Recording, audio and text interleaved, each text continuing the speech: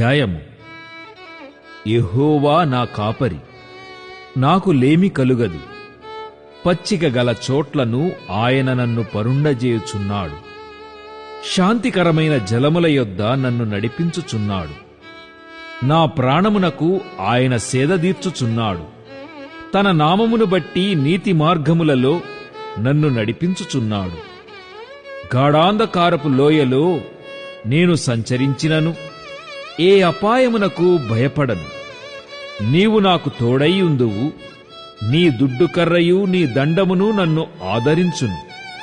నా శత్రువుల ఎదుట నీవు నాకు భోజనము సిద్ధపరచుదువు. నూనెతో నా తల అంటియున్నావు. నా గిన్నె నిండి పొర్లుచున్నది. నేను బ్రతుకు దినములన్నీయు కృపాక్షేమములే నా వెంట వచ్చును. చిరకాలము యెహోవా మందిరములో నేను నివాసము చేసెదను.